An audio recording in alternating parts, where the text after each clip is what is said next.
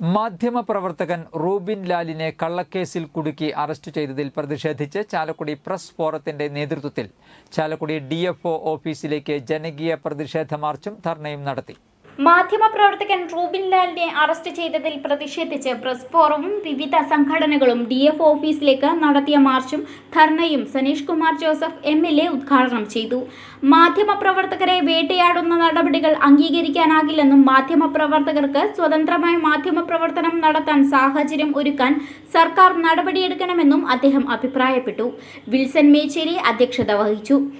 പരിസ്ഥിതി പ്രവർത്തകരായ പ്രൊഫസർ കുസുമം Joseph, PK കിട്ടൻ, Suresh Muttathi, TG Ajo Kodakara, BJP സംസ്ഥാന സമിതി അംഗം KA സുരേഷ്, സജീവ് പള്ളത്ത്, മുകേഷ് തളിയത്ത്, അനിൽ കദളിക്കടൻ, VM ടെൻസൻ, നഗരസഭാ കൗൺസിലർമാരായ VJ Joji, Valsan Champakkara, press forum രക്ഷാധികാരി ഷാലി മുരിങ്ങൂർ, സെക്രട്ടറി റോസ്മോൾ ഡോണി, മധു ചിറക്കൽ, ശ്രീദേവി കയമ്പത്ത്, NR സരിത, ആഷിൻ പോൾ, അനൂപ് പള്ളത്തേരി, അക്ഷര ഉണ്ണികൃഷ്ണൻ, KB ബിനേഷ്, സഞ്ജയൻ പറമ്പിക്കാട്ടിൽ, രമേഷ് കുമാർ കുഴിക്കാട്ടിൽ, ഡിനോ കൈനാടത്ത്, ജിനു മേച്ചേരി, വിപിൻ സമ്പാളൂർ, കൃഷ്ണേന്ദു ശിവദാസ് എന്നിവർ പ്രസംഗിച്ചു.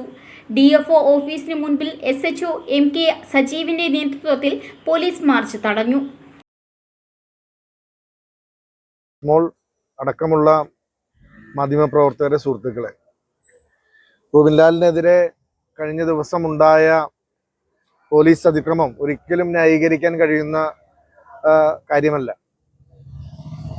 സ്വതന്ത്രമായി പത്രപ്രവർത്തനം നടത്തുന്ന മാധ്യമപ്രവർത്തകരെ കള്ളക്കേസെടുത്ത് ഇതുപോലെ നിഷ്ഠൂരമായി ഇവിടെ ഒരു കൊടും കുറ്റവാളിയെ അറസ്റ്റ് ചെയ്യുന്നത് പോലെ പുലർച്ചെ 1 മണിക്ക് ഇനി മേലാൽ കേരളത്തിലെ പോലീസ് എനിക്ക് എപ്പോഴും സങ്കടം വനം വകുപ്പിൽ പ്രഗത്ഭരായ വളരെ മിടുക്കരായ നമ്മുടെ ധനേഷിനെ പോലെ നമ്മുടെയൊക്കെ വളരെ ക്ലോസ് സുഹൃത്താണ് അദ്ദേഹം, ആത്മസുഹൃത്താണ്.